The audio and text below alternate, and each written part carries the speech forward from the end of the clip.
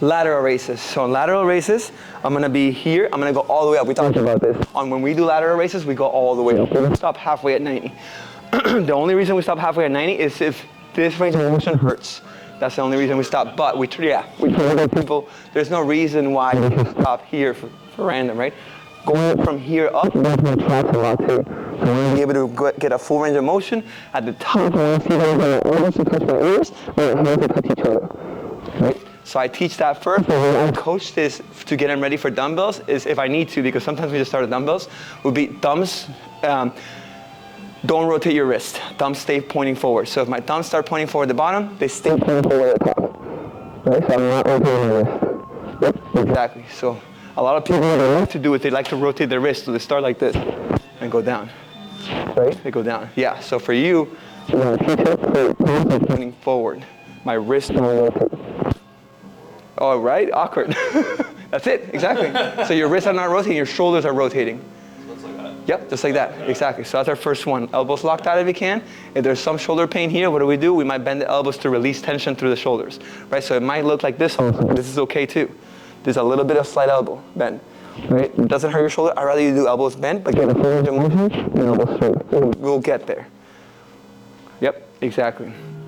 Right, so the second variation would be single arm lateral raise. So let's say this is, and then, like I said, there's no better or worse. It just depends on what the client is. Hey, if I can only get here and this one gets here, it might work just to go single arm. Because I might be able, if I hang on, I might be able to get higher up with one, and then also higher up with the other. Right, so the same exact thing, thumb stays pointing forward, all the way up and down, single arm, and then switch. You don't have to hang on if you don't feel like it. It's up to you how unbalanced they are, right? Progression, thumb stays pointing forward. If it's too hard to understand, don't like this. It's okay if they go this, right? It's okay. Like, eventually I want to get there, but if they're already struggling through other things, mentally, physically, whatever it is, let it go. There's no big reason there. All right, so then we go dumbbell lateral raises. The standard would be the prone version, where it's exactly what I said, thumbs stay pointing forward. There's also a supine version, which basically thumbs stay pointing back the whole time. That's also called an iron cross, right? So this would be a lateral raise, a supine. This is a prone lateral raise. It's harder than notebook in my hand. I'm like trying That's to okay, that's okay. So let me go through it. And I always teach it really light in the beginning, because most people haven't done it. So now I'm at weights, right? So I could at weights, my prone version, my OG version, the one I'm always gonna work on, if it doesn't say anything else, it's gonna be this direction. This direction, right? So from here, if I'm teaching with dumbbells, I'm teaching unless their elbows hurt, their shoulders hurt, wrist hurt, then I'm gonna teach a slight bend. Right, so you see how I'm slightly bending here? It's a lot less pressure on the shoulder when you're slightly bending, right? Straight arm, it's gonna be a lot more pressure through the shoulder and the elbow joint because you're locked out, right? But if that doesn't work and it's too hard to get the mobility, let them come out to the side like this. It's gonna be a lot easier to finish it like that and eventually get into this way, okay? Prone, that's the normal version. It doesn't say anything, it's wrist facing down. If it says supinated, remember, I'm making soup, I have a bowl of soup in my hands. So then that's gonna be where the weights are pointing up, the thumbs are pointing behind. And it's gonna be, most people are gonna wanna bend their elbows, but you can keep it locked out. Just like that. Just like that, exactly. Try with weights. It's easier, I think it's easier loaded than unloaded with the supinated. Yep, exactly. Keep those elbows locked out, going down. That's the hard part. Yep. And you should feel a little bit different part of your shoulder. Hopefully it doesn't hurt you because you're the pitcher, so I know you used to have problems with your shoulder. No, but I hear it like popping. Click, right? Yeah, exactly. Go ahead and give her the weights and try it with weights. Yeah, oddly enough, I'm a left-handed pitcher, but my right shoulder's on the bottom. Pop? There you go, exactly. Try to keep that left up a little bit straighter as you're going up. How's that? A little bit harder, right? Now try the other version. Supinated, or pronated, yep. Way different feeling, right? I will have somebody get better at pronated before they even think about trying supinated. Yep, exactly, because Supinated would be... I would think it's slightly harder, but it's just gonna work a whole lot of different muscles. So is that a progression or is it just different? I honestly think it's a progression because you want to make sure they get it right before you start that version, for sure. Questions on that? So all three variations is kind of like keeping your thumbs pointing straight up, except for the supinated version, right? do it this way? Yes. I had done it that way. We just don't know what to call it yet. We had done it this direction. Yep, exactly. We had done it that direction for sure. Kind of similar to that with like a rotator cuff. Exactly. It's like all rotator cuff, all of it. I would tell them dump so we can. That's a good one. Yeah, that's because they use that in PT. I think they have a name for Yeah, it. they say like dump the can. Yeah, exactly. But that's a front race, right? Yeah. So then that's how do you do? That's what I'm saying. How do you differentiate? So we don't use it as much, except that's why we like to have clear names. Because then if I get lost, it's kind of like, what are you teaching? What am I teaching? So it's hard to tell. So we're trying to build names into everything when we do. But yeah, that's definitely another one. And like I said, if pain, like it says here, if pain, try neutral grip. Neutral grip would be just the hands pointing forward. Yep, exactly like that. That's neutral grip. I think that's safe for almost everybody to do. It's the safest bet for sure. Most people won't feel that. You feel that already? I don't feel it. It's just funny. Clicking? My right shoulder clicks all the time. It's clicking. Like, I think I have a little tendonitis in my right shoulder.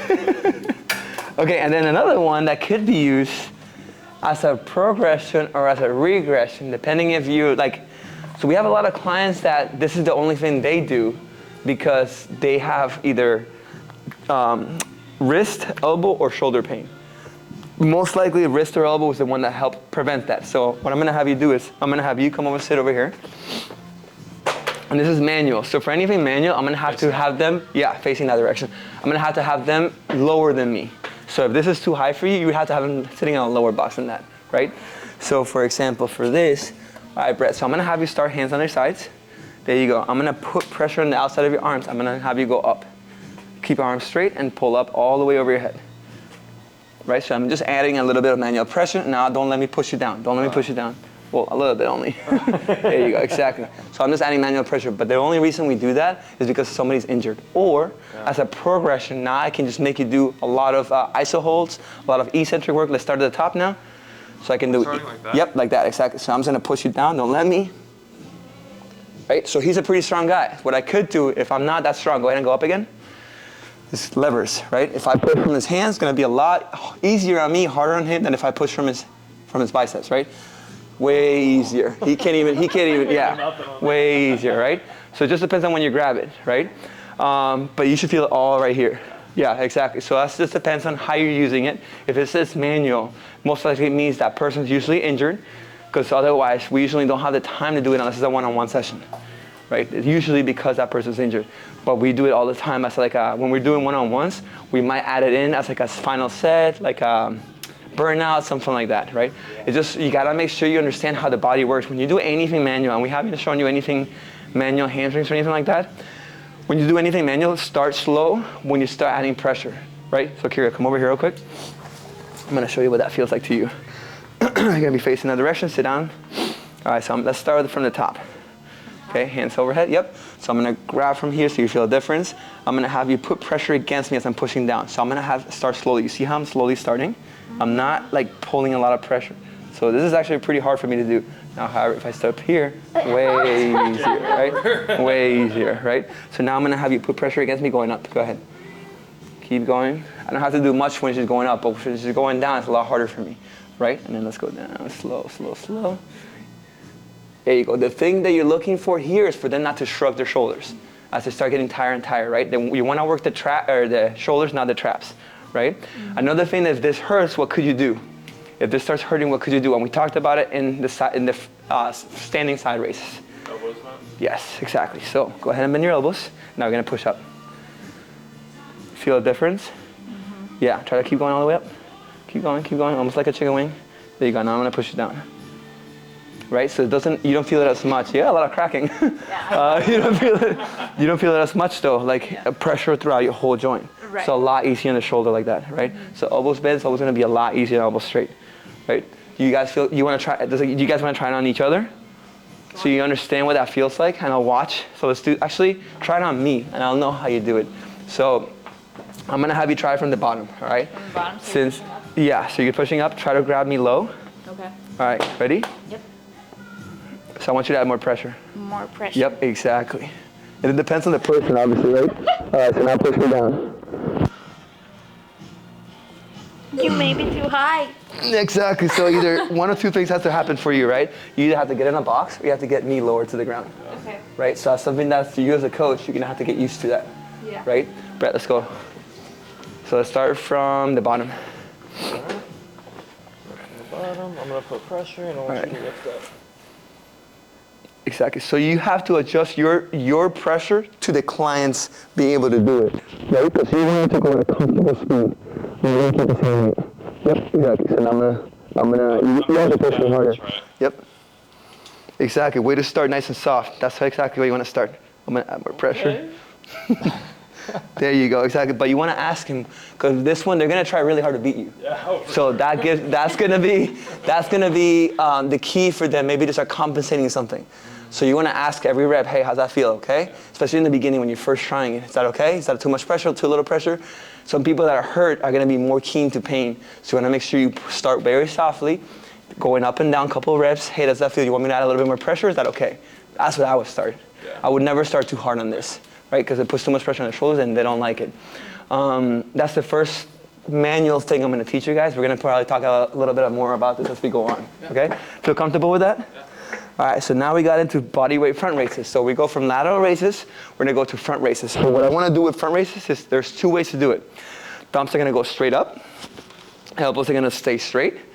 Or if I wanna make it a little bit harder, I'm gonna go pronated, where my hands are facing down, okay? I think it's easier to get more range of motion when you're in neutral grip or thumbs pointing up. That's way easier to get more range of motion, so I always usually teach it neutral grip and I stay neutral grip forever. Unless somebody's like, man, I can lift like 25 pounds already, this is getting too easy. All right, let's switch the grip, go neutral, go pronated. Immediately makes it a lot harder because they're gonna start using their back for that usually, right? So hey, no, stay nice and stiff, hollow at the top, as far as you can, and come back down, right? So body weight first, then we add our weights, or we add single arm. Like I said, there's no progression or regression here, but single arm is going to be, if you can't get it to both arms to the same length, that's when I might do single arm. Let's do all on one arm and then do all on the other. But I usually like to keep both arms together just to get it done faster, right? Because everything that single arm is going to take, or double or single leg is going to take a longer time to do. Then we go into a weighted version. So same thing, I keep pointing my thumbs up. Weighted version, I keep my elbows as straight as I can. Right? What I don't want to see, if you're looking at me from the side, is I don't want to arch to help me get lower. I also don't want to bounce my weights, right? I want to start and stop here in front of me, up, back down. I can stay all the way back here, but if you start seeing that swing, they're cheating to get over, right? So I like to keep it in front of me, that way I stop, and once I can trust that client, I can have them come to the sides, right? But it gives them a hard stop if you stop in front of them.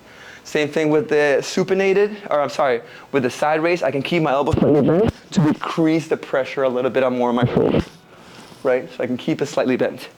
You can do different tools on this one compared to the side one. You can do a plate, you can do bandits, so I can do supine bandit, I can do supine standing. This would look like, right, like this, or I can do it supine, right, like this. I can do with a plate, I can do with a ball, anything that I can add on that one, right? There's a lot of different variations for that one compared to the side raise.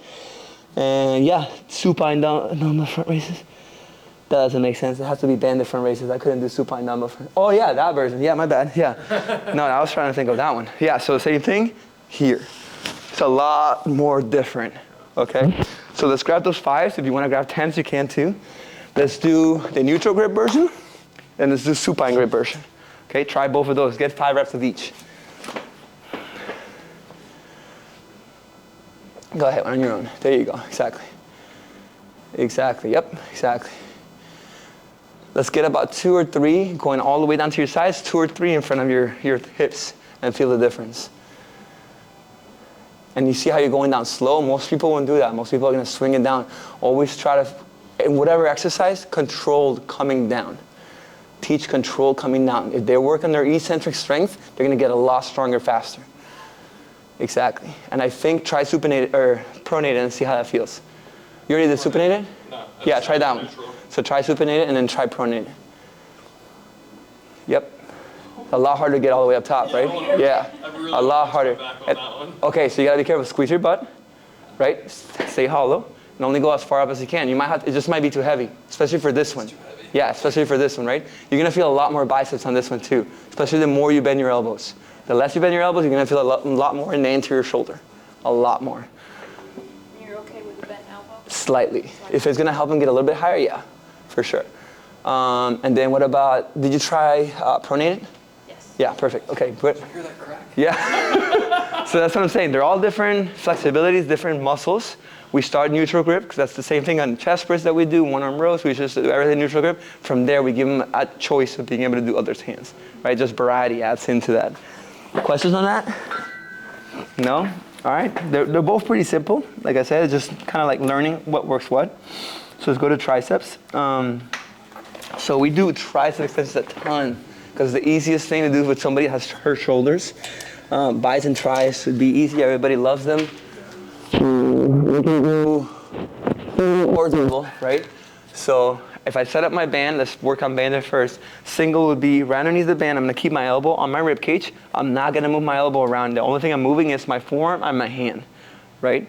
My forearm, my hand. The harder, I'm only gonna have one band coming down, only one band. So it's always gonna be a one band exercise.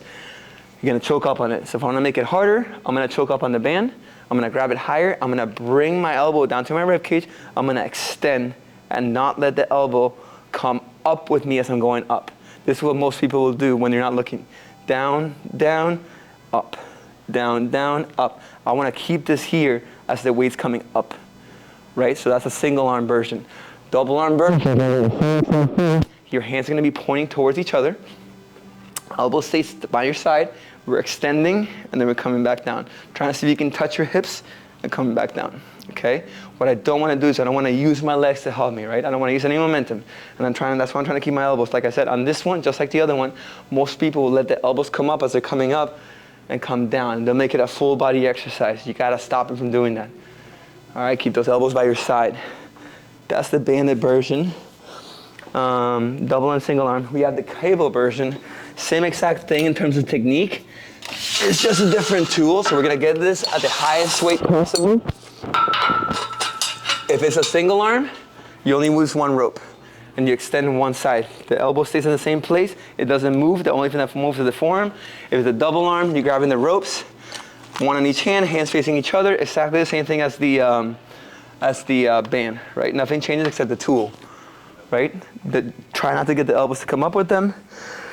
We got skull crushers, so we got dumbbell skull crushers. We're gonna be laying on the bench. You can do it on sometimes it's listed on the ground or it's listed on the bench. If it's not listed at all and you're already doing something on the bench, I would do it on the bench or on the ground, whatever is easiest for that program to do, right? So I'm gonna be facing up.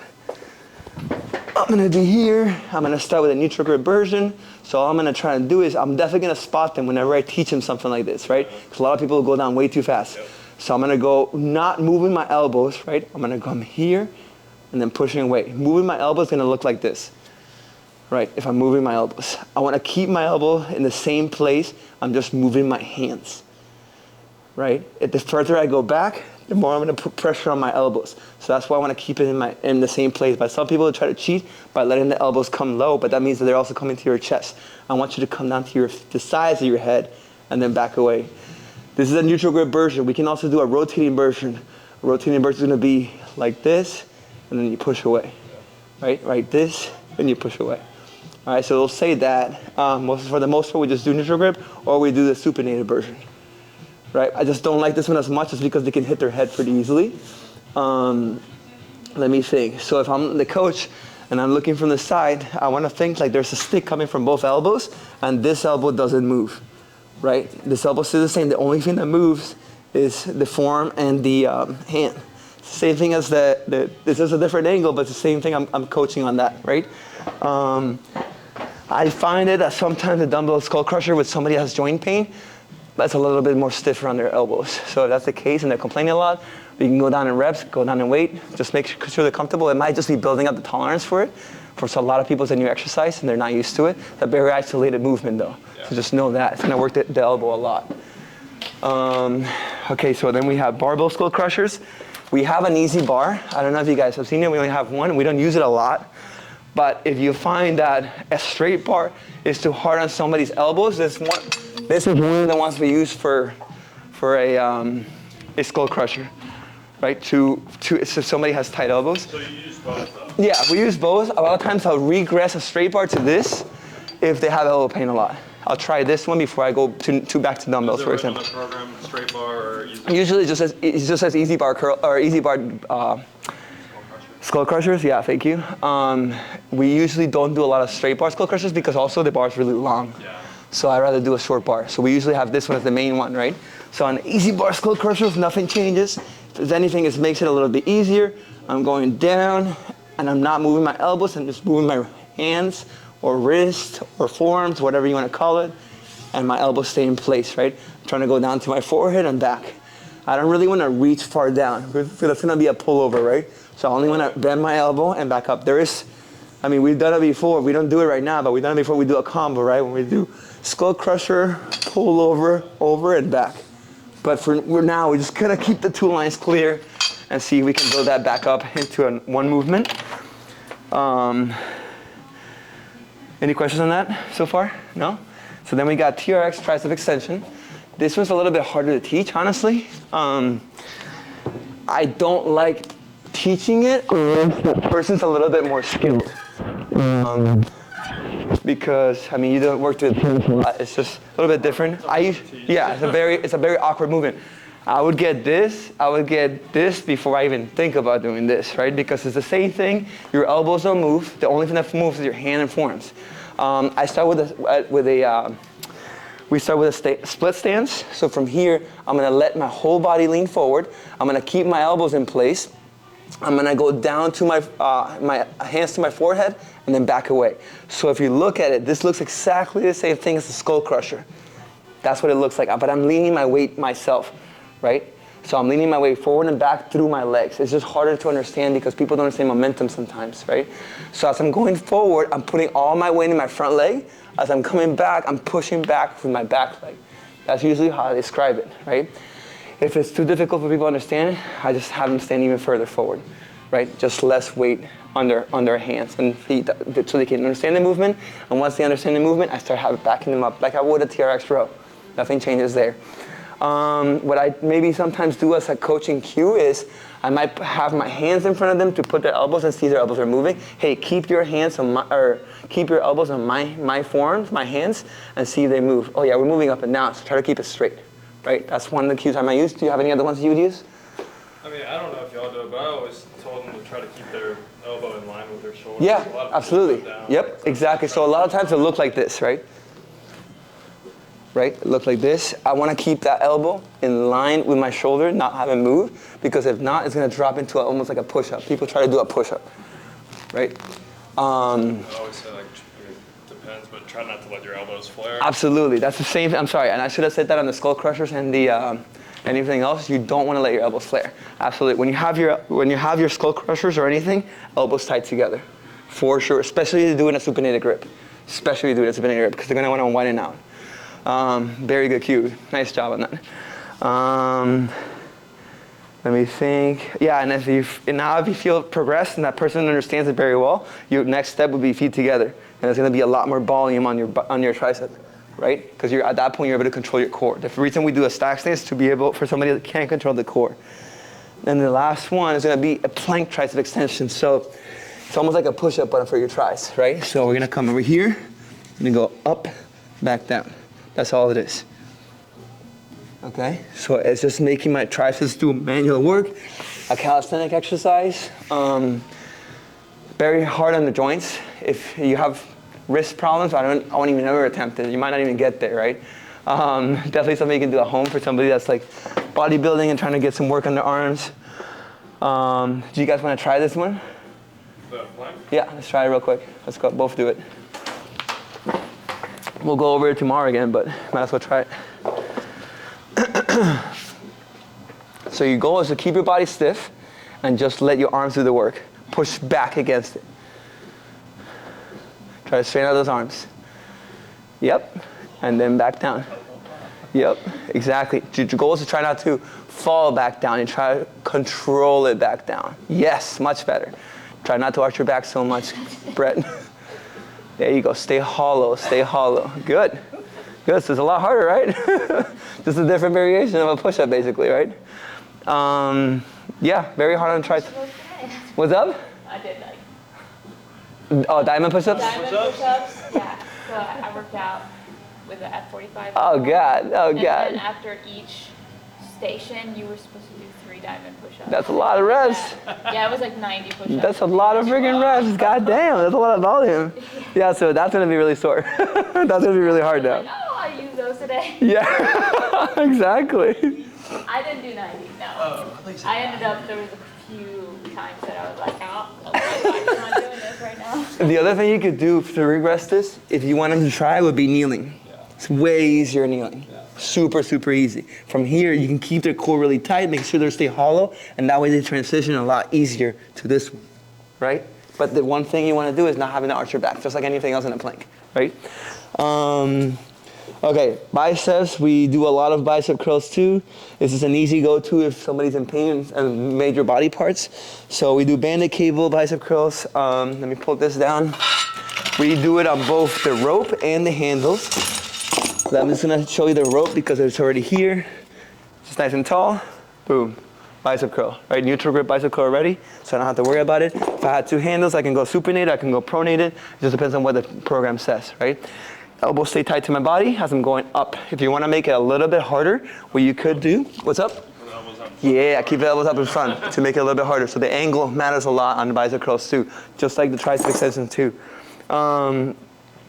Let's go neutral grip dumbbell curls. That's the next one.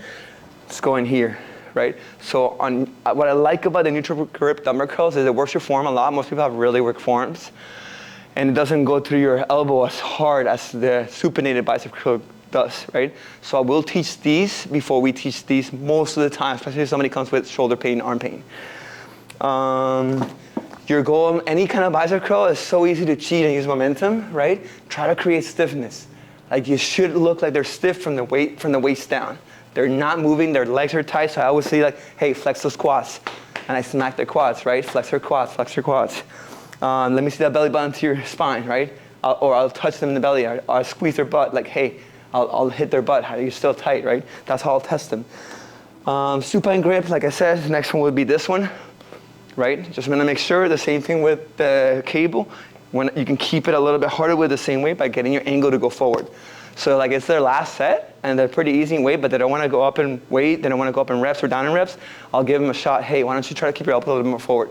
That's your goal, to like personalize that session at the end, right? You can give them something like that, write it down, so the other coach knows that you tried it, but that's you can always do that. Like, play with clients. Clients love variety. They love playing new things, especially if you think they're up to it. They're not. Yeah, they love being challenged for sure. Sometimes, like, we have 5 minutes and I finish the program. Hey, let's do a burnout. Let's do core. There's not in the program, but I will do it and I'll write it down on the, whatever last exercise was. Hey, I did a burnout. You know what I mean? But I finished the exercise, so why not? I'm not gonna tell them to leave early. Oh, I'll stretch them out. One or the other, but I want to make sure they get a good session, right? Whatever they want, whatever it is that they need at that point. Barbell curls. So for barbell curls, I love barbell curls myself. I just don't, sometimes depending on the client, it might put a lot of pressure on their elbows, right? So we can do easy bar, which is that one, or we can do normal bar. A lot of people like swinging as they start getting heavier, especially guys, you see, right? Keep belly tight, squeeze your arms, squeeze your legs, and then go up, all the way back down. Same thing, if that waist slide in the last hand, they're looking good. You can keep the elbows in front of them. It's gonna put a lot more pressure on their bicep, right? Let me think. Yeah, just watch the swinging, really. That's really the only thing you have to look for on that. TRX bicep curls. Like I said, these are in no order because I think TRX bicep curls are very easy to teach and very easy to do. And I think a lot of people, when we do a supinated row, they get it mixed up with a bicep curl, right? So with a TRX bicep curl, I'm gonna start like I would a row, and the only thing I'm doing is I'm pulling it towards my face, right? I'm pulling it towards my face and behind my face so I can, right? If it's too difficult, I'll get up higher. If it's too easy, I'll get up lower, but my goal is not to move my elbows, move my forearms back and forth, right? We got Sotman curls. So for that one, it's kind of like a rotation curl. We're gonna go up in a supine position, down in a prone position. So we start here, we go up, we rotate, we come back down. That's what a Sotman curl is, right? Basically a rotating curl. Up in a supine, back down in a prone. Same thing applies from the waist down, you're staying nice and stiff. And we got incline bench curls, almost like a preacher curl, I would say. We don't really do these that much because we don't really ever get time to do something like this isolated. Here, okay, we can do it like this. So I'm putting my elbow in an incline and I'm letting my bicep take all the work, right? Go slow going down, try to extend that arm, and then pull up all the way as close as you can towards you, right? Usually we do it because the bench is only so wide. We do it single arm. We haven't really, unless somebody's really skinny and not broad, we'll be able to do both arms on the bench. But for me, it's very awkward to stay this tight together, right? And then we got manual curls. So there's times, just like the side raises, that somebody can't hold weights. So we'll just put pressure on their forearms. What that looks like is, let's say, who wants to try it? All right, so go ahead and put your stuff down. We can do it standing, you can do it seated, however you want to do it. I'm just gonna basically either, I can give them a stick and do it, or I can push their forearms down. This is gonna be very difficult for me as a coach to perform, right? So we're gonna start arms straight. I want you to pull all the way up. And back down. Right, that's all it is. See, he's not moving, it's a lot harder for him to bounce and use his back. So that's what I like about this one a lot. All the way up, all the way down. I also like to do a single arm. So single arm is a lot easier for me to do because I can do two arms in one whole thing. Go ahead and go up. So if it says double arm, let's say Kyria, and it's for you, not going down, and then I can add my other arm to put pressure on him if he wants, I would do single arm. If it's like a double arm, you have a huge person, you could do single arm. You can make the choice, right? Yeah. If you don't feel like it's possible for you. That's another one you could do. And like I said, always start with anything manual very lightly. You don't want to start pushing hard right away. You're asking for something to be torn right away, right? Did that hurt your shoulder at all? No. Okay, perfect. All right, so that's biceps. I love manual stuff like that. That's why I volunteered. Yeah, for sure, for sure. It feels so good. I love manual stuff too. I just don't have anybody ever do it on me. Okay, so then we got into calf. We do a lot of calf raises, like all these are accessories, right? So calf raises, so we'll start with floor. So we'll be on the floor. You're gonna try to keep your legs, I always coach keeping your legs locked out, knees don't bend, you're gonna go all the way up and back down. So this is our first variation, right? On the floor, making sure they can get full extension, almost all the way up to our tippy toes. Sometimes this is mobility, sometimes this is strength that they can't do all the way to here. It's very hard for most people to stay on tippy toes like this, right? What's one thing we can work on prior to a calf raise, but we can work on staying on your toes? Remember that we did for warm up? Toe walks. Careful. Toe walks, right? That's one way we can build that up. We got also seated tibialis races. So a lot of people that we have tend to either have drop foot or something like that. So we might focus on single leg tibialis races, double leg, just getting this to warm up if that's something they need. If we see their shins are weak or they have shin splits, this is almost something we also add on people's programs just to strengthen up their shins a little bit. That's seated. We can do it against the wall. That's the next variation on the way down. So we'll be here, wall. If I keep my butt on the wall, I think it's easier than keeping my butt off the wall. I'm putting a lot more pressure and I gotta keep my quads tight when I'm doing this. So it just adds a little bit more stability. The higher I can go, the better. If I don't see a lot of range of motion, I might have him against the wall until I can see that range of motion. And I wanna be able to, whatever this range of motion is, I wanna be able to do that when my butt is off the wall. Right? That's my goal, is to keep that range of motion. I don't want to lose that. I think that, so I always tell Heather, Dan, do you even feel that? I'm like, oh my God, I feel that so much. I think that because of my sport, water polo, I have to keep my shins up like this every time when I tread water. I don't feel anything doing that, right? So I always tell her, that's so easy. I'm like, no, this kills my shins. I'm like, oh wow. So you see what I'm saying? It depends where you come from. Some people might not feel it because they have really strong shins, right? Yep, exactly. We got also the next one for the calf version, but you're gonna do elevated, right? And this is our choice if you wanna do on the ramp, on the Valor. That's when I bring both, right? So I wouldn't ever do calf raises on the box. Box is gonna tip over, right? And even if I do these, I usually take these off to keep it the lowest possible, just so there is no chance that it tips off on me. Right? So I start here, I start with my toes or my heels as close as I can to the ground. I'm still coaching, hey, we're gonna keep your knees straight, we're gonna keep your butt really tight. I'm gonna go up as high as I can and back down, but the only thing that moves is my ankle. The only thing moving through is my ankle, right? Going as high as I can, as low as I can, moving through my ankle. And sometimes if you keep your butt squeezed enough, you're gonna feel it through your hamstrings.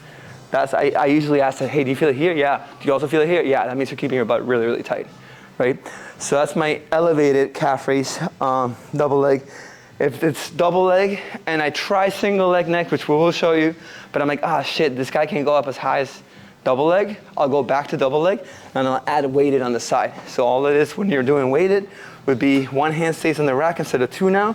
It doesn't really matter which side has the weight. If you want, you can alternate it per set or per 10 and 10 reps, for example. But you're trying to get the same elevation with more weight. And the goal would be to put up in weight until you get to like 50, 60, 70 pounds is what we have, right? So then we go into the elevated single leg calf raises. So when I start, I'm just using this as another example. It doesn't really matter.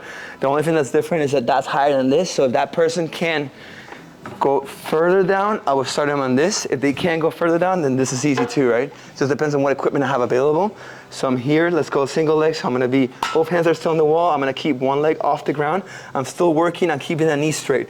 Most people, when they start going single leg, they start doing this, right? Start bending the knee to push off and use their quad to try to assist. I want you to isolate that muscle fully, okay? A lot of times we'll do a lot of calf raise work when somebody has hurt knees, because it's one of the easiest things to do with somebody that goes through their knee without hurting their knee, right? So if we build up your calves and your shins, it's going through the knee, so the knee's getting a little bit of work no matter what, but it's not hurting your knee. So we do a lot of calf raises with knee pain patients or clients. Same thing, once I get really good at that, I'm gonna go back to this one just because. I'm gonna be in the ball of my foot. I'm gonna still keep my knee nice and locked out. So I'm going down and up. I'm just adding weight, right? I'm just adding a lot of weight on that. Just try to not get a bounce, right? We feel good about those? Yeah? Let's go to the next page. We got hamstrings and hips. So we've done already some of these. It's more just kind of like making it a little bit harder, understanding the difference on how to regress and progress all this hip stuff. And something that wasn't listed here that I'll show you guys if we have time at the end, which we should, is the manual hamstrings and manual quads. It's also another thing that we sometimes do depending on the client. Okay, so double box hamstring raises. So remember those, right? Those were for warm-up. Okay, so we have our knees at 90 degrees or less, and we're gonna try to push our hips higher than the ground, right? The higher you go, the harder it's gonna be. So another thing that we do for hamstring that we haven't gone over is, and we're gonna have to set it up, let me just move a lot of things around real quick. So this one's gonna be seated on the bench. Usually we use the bench, not a box, because we can go further on the bench. So that's where we're gonna start using a lot of these tees. We have at least 12 of these tees, and they're the smallest tees. These are an eighth of an inch, then we have a quarter inch for the silver ones, and then we have the big boys, where are they? These ones, these are the 1 inch ones. So we use these for holding or for putting anything. They all work for everything. But if you want to hold, grab one of these. There should be 8 in the gym, okay? But for now, we're gonna use these. These are the only ones that fit down here. I need one more. So the only problem with this exercise is it takes a little bit longer to set up. But for some clients that's the only thing they can do for their hamstring because they can't even get down to the floor, we're gonna have to do it anyways. So we're gonna set it up so it's like this. We're gonna grab the band and go behind, go around, and now the band is back here, right? I'm gonna set up my bench, and this is the only problem, is how far do you set up your bench? You're gonna have to figure it out with that client, right? Some people are gonna be closer, some people are gonna be further, depending if you use 1 or 2 bands, it also matters, but you want them to get a full range of motion. So I'm gonna be sitting, I'm gonna set up my bench almost like in a square. Okay, so I have the bands over there. I'm gonna start always single band. I'm gonna grab the band. I'm gonna put it on the client's ankle. Some people might need a towel. Some people might not. I usually try to teach it with a towel to make sure they can try it, but if they complain too much about the pressure, that's when I have to grab a towel. So I'm gonna start nice and tall. I'm gonna pull it back as far as I can, trying to see if I can tap this heel to the back of the box. I'm already almost feeling like I'm cramping in the back of my hamstring because my hamstring's tired at this point. Let me think. Shoulders back. You're putting pressure behind you, nice and tall. It's gonna help you keep the shoulders back. You're also putting pressure on the other leg down. And I'm pulling back, I'm holding it for a second, and then back forward. Holding it for a second, back forward. If they can't get this pressure or try to touch the back of the box, I want you to try and see if they can do it at all, just without any weight. They can do it all without any weight, they're just really weak, right? So if you're doing double band, go back to single band, right? If they can't do it at all, then get yourself closer to the band, right? Until they can do it without a band, and that's where we want to see if we can get that every time, right? Like any band work, we want to make sure we start with some pressure. If I'm this far, if I was this close though, I wouldn't have that much pressure. So I usually want to start at least 3 to 4 feet away from the ball, you know what I mean? And figure it out from there. So that's one leg. The other way I can do it is double leg. So I'll put both my hands. It's gonna put a lot more pressure on my hands to stabilize. I'm gonna keep my heels together. I'm gonna pull back, try to touch, back forward, pull back, try to touch. You might be able to have to lean a little bit further back for some people. If they wanna try to get all the way back, that's okay, as long as their shoulders are back. It's all in the back of the leg, right? Okay, so we went over that. So double box hammy raises. It doesn't have to be a box. It could be a bench too. I'm looking at 90 degrees. I'm looking at pointing my toes up, or I can try to go less than 90 degrees, right? So that's the warm-up version we use, right? As high as I can, relax my head back, squeeze my belly button to my spine. At the top of my lift, I want to see if I can get my knees to be straight with my shoulders, and there's no creases in between, right? The next one would be single leg box hammy raises. So I'm the same way, 90 degrees, all the way up and down.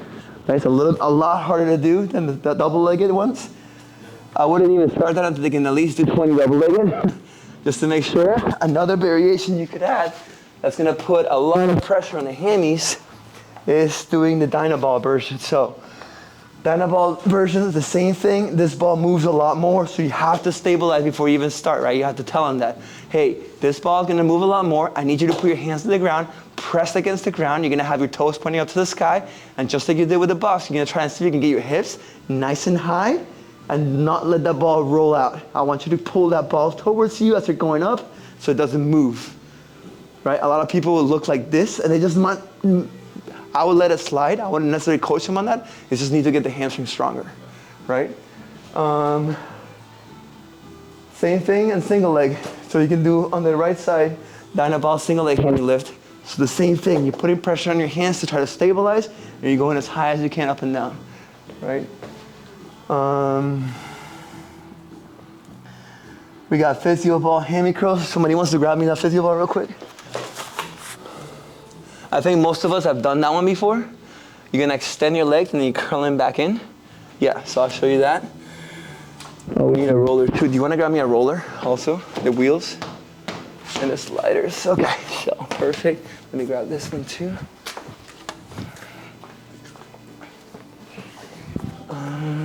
Yeah, perfect. Okay, so we have roller hammy curls. So for that one, all I'm gonna do is I'm gonna start on a hamstring, like a hamstring lift. Remember, there's a curl to a lift, right? A curl is gonna curling up and forward, back and forth. So I'm gonna set it up so I'm at 90 degrees, right? From here, I'm gonna lift off the ground. I'm gonna extend my legs and then try to pull them back up. I'm gonna pull my whole body. This is a progression, right? Most people might have to do this to start, keeping their hips low to the ground. Right, this might be the first version for them, and then from here you can coach them into, okay, you're pulling your knees in, your hips stay straight in line, right?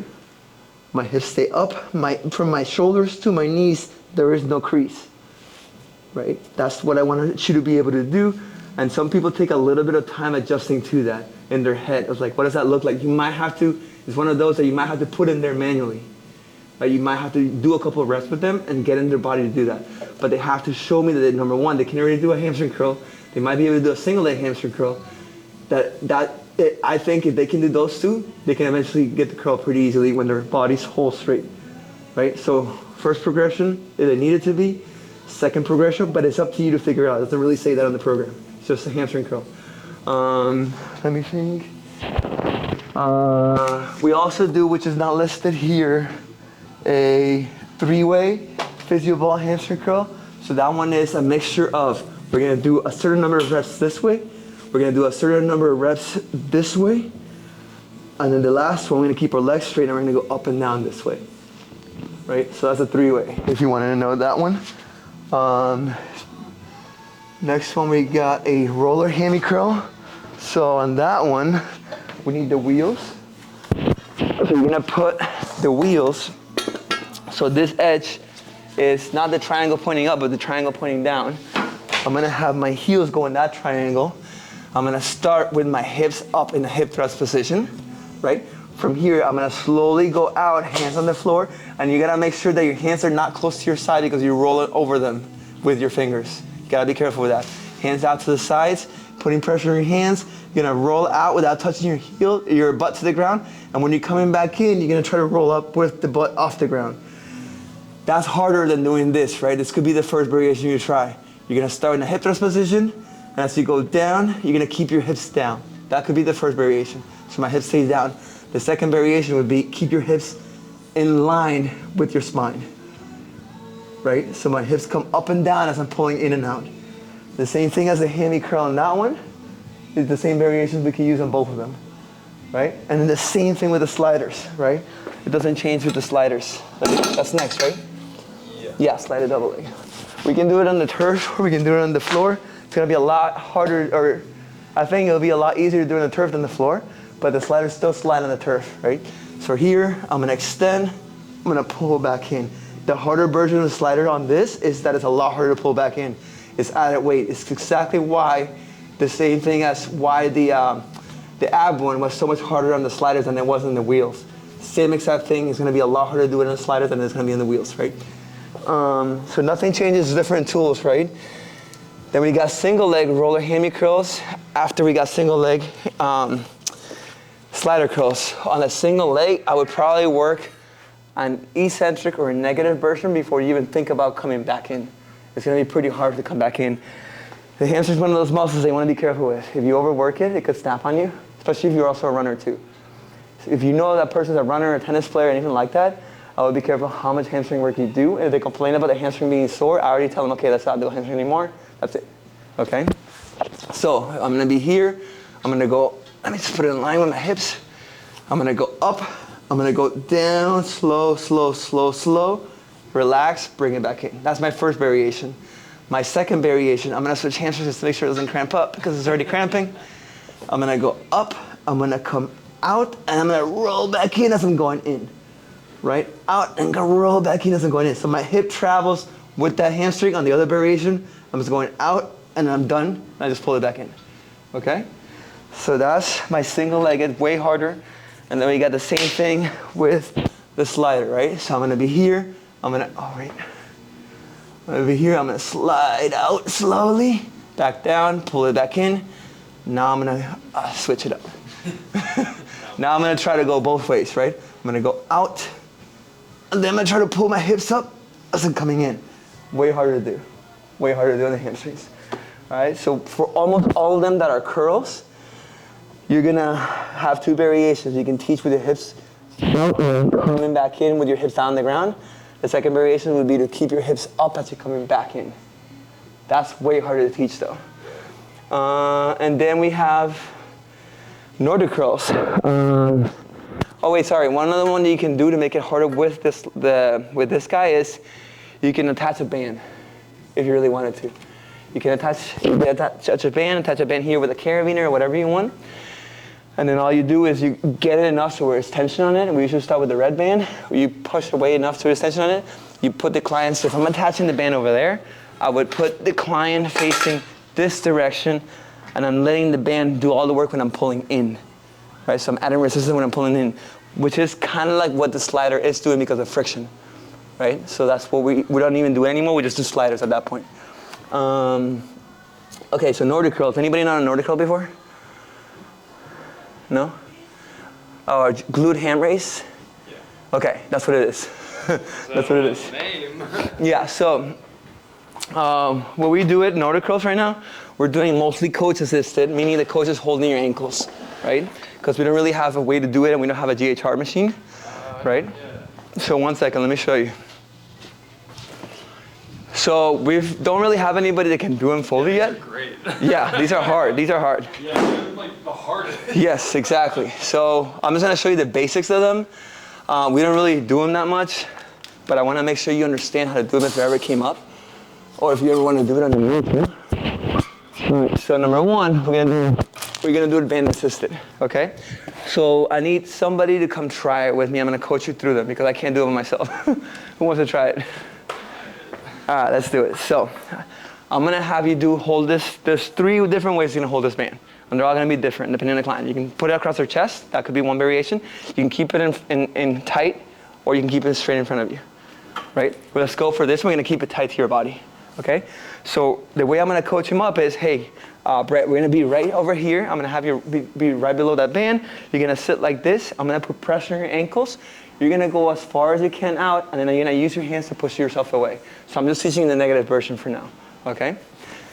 You're not gonna come back up, okay? You're not gonna come back up. Exactly. All right, so let's go nice and slow. You don't have to go all the way if you don't feel comfortable, okay? So you're gonna keep your butt really, really tight. Keeping that butt flexed, pull your ribcage down. You're only gonna go as far as you feel comfortable. Pull up on on your heels. Pull up on your heels to help you. There you go.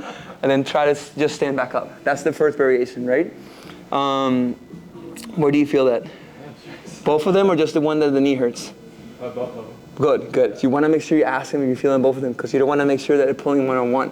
So one thing that me as a coach I'm analyzing is he's not really pulling on the ankles. I want you to pull so much on your ankles, you're going to elevate me off the floor, right? By the time you said that, I was already gone. Yeah, exactly. So that's going to help him a lot. You also got to worry about knee pain in the back of the knee. That's why it's such an advanced exercise. We don't do it a lot. There's a lot of things that you can go against you, like pulling your hamstring or something. Go ahead and try it, Brett. I'm pulling. Yes, that's a lot better. Good. So I'm feeling a little bit more tension on my hands, right? Way better. So you're able to control it a lot longer now. You see the difference? You're able to last a lot more like that, right? Yeah. Okay, perfect. So now I want you to grab onto my heels. I'm going to show you something. Okay, so eventually you want to have that person pull so hard that you're almost pulling them off the floor, right? Yeah. And then I'm able to come back up again. That's my goal, is to be able to be assisted, be stiff, and then be able to come back up again. But you feel the pressure of my heels against your hand, right? Sure. I want to be able to have the client understand that, right? So it's a lot of hamstring work. What's up? Jerry definitely wants to try that one. You want to try it? Let's go try it. Let's go try it. Oh, my hands are going to cramp up. It's like everybody should try. I'm going to cramp up. All right, let's bring it down to your chest. Yes, exactly. So you're going to keep so on this one, I don't like to coach it like this. I want to coach always toes down. Okay, so that way you can support yourself a little bit more. I'm going to have, as a coach also, depending on the size of the person, the strength of the person, I might get better, because she's small, I might be able to grab her calves rather than the heels, and it might be easier for her to do it than the heels, right? Because the longer the lever, the harder it's going to be for her, right? So I'm going to grab it here just to see if you can succeed at it better, okay? You're going to stay stiff. You're going to try to pull your butt button in, squeeze your butt, and let your chest come forward. Yeah, you're only going to go as far as you feel comfortable and try. Okay, if you can, pull back up. Good. How's that? Not bad? Okay, so now I want you to go all the way down. Okay, all the way down. And then you're going to just come up in that push-up position. Slow, slow. Pull up on your heels more. So you're using your ankles. Yes. Yes, that's a lot better. You should feel a lot more in your hammies. Put your hands down. Oh God, oh God. That's a lot of that's a lot of band tension. Okay, so you can start letting go a little bit more on that band. Try it one more time. Let go of the band? Well, not let go of the band, but try it a little bit lower on the band. Yeah, exactly. Less tension. I like that tension. All right, so now you see how you, in the middle of that, you're able to pull a little bit harder on your ankles? Start like that at the top. Yes. Slow, slow, slow, slow. There you go. Exactly, and then come up slowly. That's why sometimes I like to have it in the chest, just because they don't have to worry about their hands, and they can use their hands freely. So it just depends on whether it's at. Do you feel that where? My hamstring. Okay, perfect. So now I want you to do the same thing. I want you to hold on to my ankles, because I want you to be the coach. I'm only going to do it once because it's already hurting. All right, so you're going to hold on tight. I'm going to go down, and you're going to try to apply as much pressure for me not to come up, okay? Because you're my anchor. All right? So I'm putting a lot of pressure on my ankles to be able not to get myself to fully lock out. right? The more, oh God, the more pressure I'm able to. Does that hurt? In my hamstrings. So you're not feeling like the pressure? Of my hamstrings? Yeah, I'm feeling the pressure in my hamstrings. Ankles. No, I don't feel anything in my ankles. Nothing, no. No, but it's because this is all together, you know what I mean? Like, I only feel it here because my ankles are so anchored. You know what I mean? I'm anchored down. But if I'm not pulling through here, you're pulling solely through one other thing. It has to be through your knee. Because you're only using the pressure in your knee. I'm not feeling either of you pulling that hard on my hands. So that's okay. It just means that your hamstring's just not there yet. You have to do it more and more to feel that, right? Yeah. When you're doing a glute ham race, you have your, you know what I mean? So you are pulling on your ankles if you do it in a glute ham race machine. So it's the same idea, right? That's the only way it would work. As you get stronger and stronger.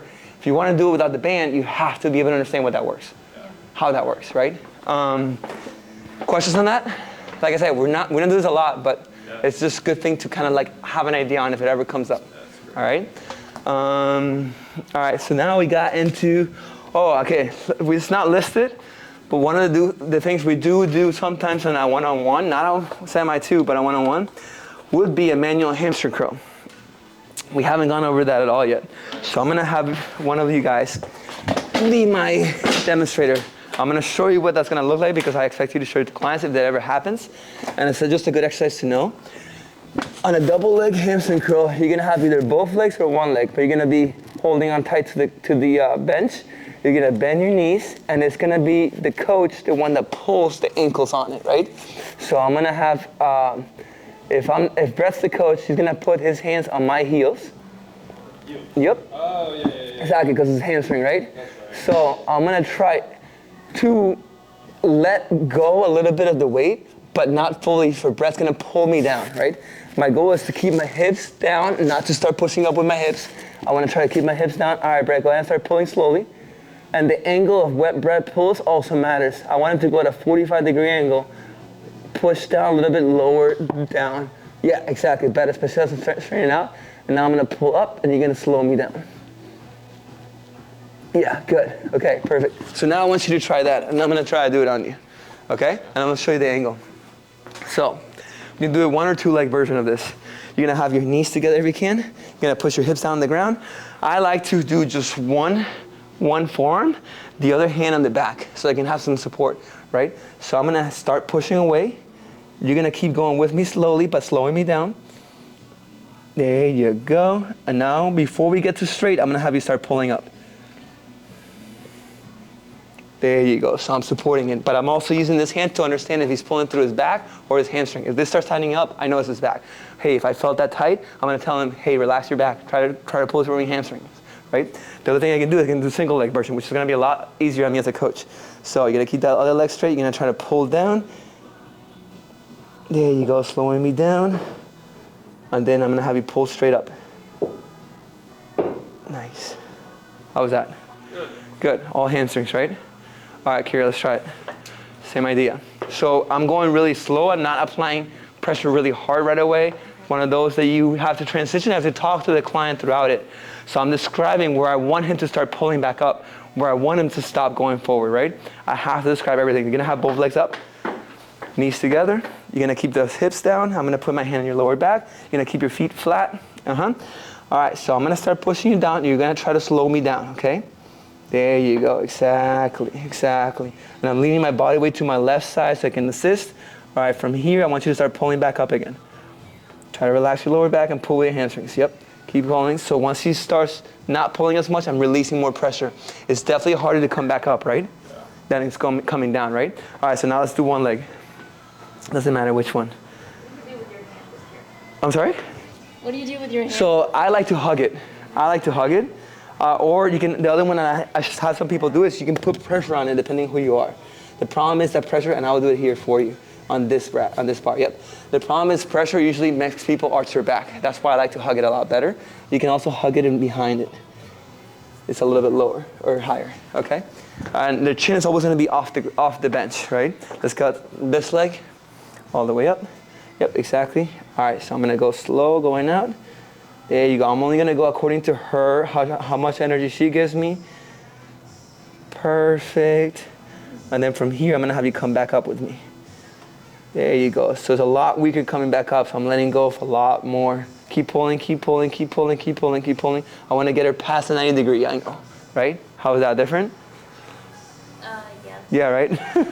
Yeah, so that's a basic hamstring manual curl. Okay. So I do that. We do that a lot. The other way we can do it is we can be sitting down here, and I can be pulling them from this angle. So in this case, I will be hanging on here, and you're going to be pulling me forward, and I'm pulling you back, okay, right, from that angle, right? Once you understand how manual works, it takes a little bit of time to understand how it feels. And we might have some clients that do it, and I want you to try to do it with me to see what we feel is different, right? Okay, so hip thrust. We know double leg floor hip thrust. We gotta get onto a pelvic tilt before we start pushing up with your heels. We got a standing body weight adduction. So on that one, we talked about this one. That's kind of just going here and going here. That's a standing body weight adduction. It's the same one we do on the ground, but just standing, right? We have our second version would be elevated double leg hip thrust, right? So that's this one. Everybody remember this one? That's an elevated double leg hip thrust. Okay. Do you remember how to coach it? What are we looking for on this one? We're looking for teeter-totter. Exactly. So you're not arching your back, right? I don't want to do this. Yeah. I want to do this. My belly's in, and I'm going up and down. If my hips come down, my head comes up. If my hips come up, my head goes back. Right? We can do a floor stack stance hip thrust if they're not ready for a single leg hip thrust. So that would be this version, right? And then eventually graduate to this version. Same thing on the bench. Once I go from double leg, I go into a staggered leg, and then from here I go into a single leg, right? That's the moment from the side, everything looks the same. My hips are staying even. All right, so dad. We did a floor lying abduction. We did that on warm up. Do you guys remember that one? Like the Jane Fonda move? Where are we at? On number 2, all the way to the right. Yeah? Do you remember that one? What it looks like? It just looks like with that hip on top of each other. We're making a pillow with our head, and we're pointing that toe down, right? Okay, so then what's next from that is a standing in the rack, banded adduction. Same setup as the hamstring curl. We're gonna have those 2 sticks sticking out, one band going around. The color of the band will hopefully be on the program. If not, you're gonna have to guess between red or purple, most likely. I'm gonna start with a single band and go from here. If that's too easy, I can go to a double band, right? So abduction, we're gonna go outside.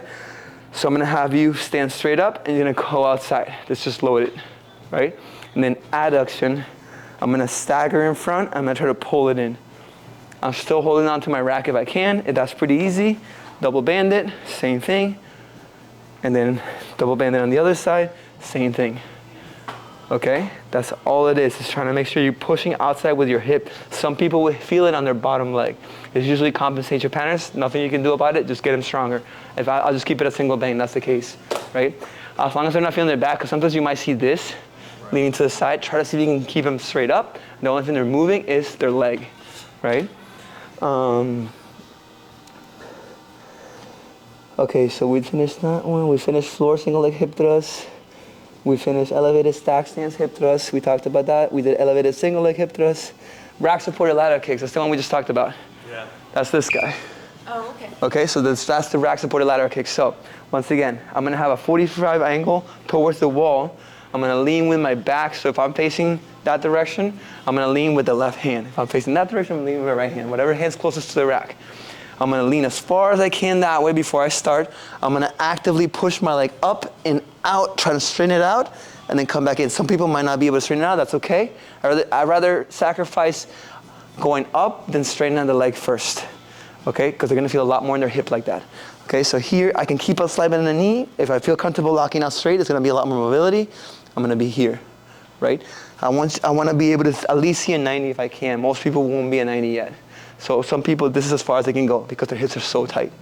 That's okay. That's all you can do. That's all you can do. Their ankle flexed when they do that? Yeah, so that's a good question. Ankle flex is going to be a lot more pressure on the hip than pointing the ankle because that's going to be a lot more pressure on my quad, right? For sure. So ankle as flex as you can for sure. That's the rack supported lateral kicks.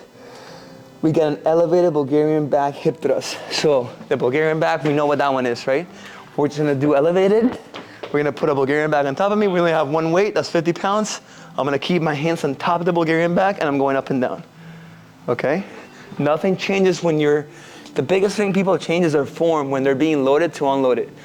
So if I'm looking from the side and this is how I'm doing it, but then I put a barbell, a Bulgarian bag, and I start doing this, I'm gonna be a lot more in my lower back than I would have before. Why are you changing your form? There's no reason to change your form. You're stay a teeter-totter the whole time. Slider adduction, so on that one, we're gonna come to the turf, or we can do it on the black. I just like to go to the turf.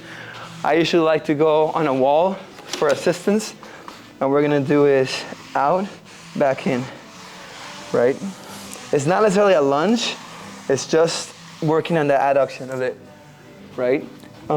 Keeping that ankle flexed. You're gonna try to keep it as flexed as you can, pointing forward. That's gonna be your key, because if you're pointing out to the side, letting it out to the side is gonna feel a lot different than if you're pointing it out straight, right? Okay? Almost like a lateral lunge slider, but we're not working on the left leg, the one that's going down, working on the outside leg. A slider adduction, we got elevated double leg barbell hip thrust, elevated stack stance barbell hip thrust, and elevated single leg barbell hip thrust. So let's grab 15 pounds for each plates. We'll grab a barbell pad, and I'm gonna show you guys this, okay? Last one we got on here. Now grab me the black pads. Those are only for searcher squats. They're not big enough. Yeah, exactly, those.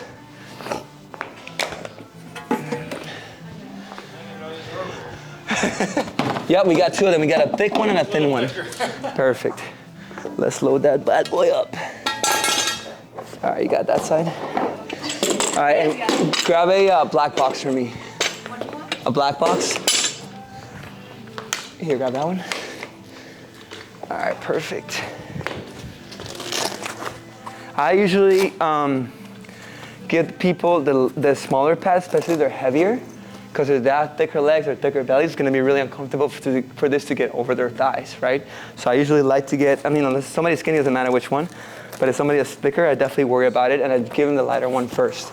Okay, so depends on their height. Somebody's 6'10", this might be too small of a box, we can go to 14. Most people, 12 inches will be fine. For most people, you can use this box, or you can use that box. Don't use the blue box, because you're laying on your spine. You're gonna hurt if not crack a vertebra. One or the other one. The bench, I think, is too high for most people. That's what I was gonna ask. I think the bench is too high for most people. It's about a little bit over 17 inches. Unless you're 6'10", you don't really need to be the bench. The only thing I do like about the bench is that it's easier to get on your thighs, right? Okay, so first one's double-legged. So usually, if you're on the turf, you're gonna always have to hold the bench or the box so it doesn't slide back. If not, what I like to do is set it up at the edge where the black is. So if we're doing it on the turf, if I was working with clients over there, yeah, I would set it up right here so it wouldn't slide, right? Because I'm still far enough from those people, but I'm still close enough to my rack, right? But we're not on the turf, we're in the black, so you can really set it up anywhere. And if somebody's sliding back, you can also just hold them for them. I'm gonna place it right on top of my hips, right? From here, I'm gonna curl my legs in, and at that point, you might need your help to push that bar up. But if I'm just starting barbell, it doesn't really need help. Usually I start people with non-weighted first. So I'm gonna curl my legs in, I'm gonna lean back, I'm gonna keep my elbows locked out, so you're pushing the bar away from you as you're going up, right? You don't wanna bend your elbows, you wanna keep them locked out. You're gonna grip the bar as far as you can to the sides, right? That's gonna help you keep it balanced. From here, teeter-totter again, you're gonna push through your heels and toes, going up and down, and I'm asking them, where are you feeling it, your butt or your hamstrings? If they're feeling their hamstrings, we have to play around again until we find that solution on the butt. We can go heels only, we can move around forward or back until we find that solution. I would, on this one, I would try like 3 to 5 reps of that stance to make sure that they feel in the right place. If you do just 1 rep, they're not gonna get to feel it so far yet, right? So, once again, arms are, I'm gonna put, another one that we talked about before for just a normal one is bra strap or the bottom of your shoulder blades on the box whenever you're doing elevated hip thrust, so that doesn't change. Elbows high, you're gonna get your full reps, lock out your hips at the top. So if I'm a coach and I'm looking from the side, I don't wanna have a slight hitch, right? Unless they have a slight hitch, like a slight angle without a bar even. that's the case, then this is okay. Okay, but if normally they're here unweighted and they're here weighted, either this is too heavy or they're not understanding how to push fully yet. Or maybe this is just really uncomfortable, one or the other. We have to figure out what it is, okay? Let me think. Any other things I need to worry about this? We checked on it. Exhale every time you need to. Don't overarch your back. Yeah, for sure. Absolutely. Yeah, you have to. Your goal is to only train your glutes. Okay, so from there, we go into a staggered version, right? That's what it says. So, one leg down. The one that's further away is going to be on its heel. My goal is to use this leg more than this leg. This leg is just there for stability, right? So I'm here. I'm here. I'm still pushing my barbell away from me. I still have my arms straight. And now I'm only want to work on that glute that is closer to me. I'm still trying to make sure I feel in my butt. If I feel in my hamstring, I make sure I ask to know. If I'm here, hopefully like that, it looks like 90. I don't know if it looks like 90, but does it? Yeah? Okay, good. So for me, it works 90. So for some people, it might have to be a little bit further, a little bit closer. I had to discover that as a coach. If you did discover something works for someone better, and you're the first person to come up with that, the more you learn something, the better for everybody else, right? I feel like I've always heard like the further it is, the more hamstring. I think so too, for sure. So a lot of people start really far, especially with this, because think about it, as I'm pulling this in, if I'm only gonna get my legs here, at the top, it's gonna be really far away. So I usually have to get people to come up, pull the legs back, and then keep going their lift, right? All right, so then the last one would be a single leg variation. We don't do this a lot either. We're gonna go here, we're gonna keep this leg up. I'm only gonna go down a little bit, and then I'm gonna go up high, right? So it's a lot harder one leg because of the balance, mainly because of the balance. On a one leg variation, I would probably only use the thin pad, the black thin pad, just because it's a lot harder to balance with the thicker pad, right? That's the only thing I would add on that. And everything, nothing should change. You shouldn't arch your back at the top, 'cause it's gonna burn your back out. If I do this, I'm not fully extending anyways. I'm just arching my back to compensate, right? So one big thing you have to worry about hip thrust is looking to see if you're arching or not.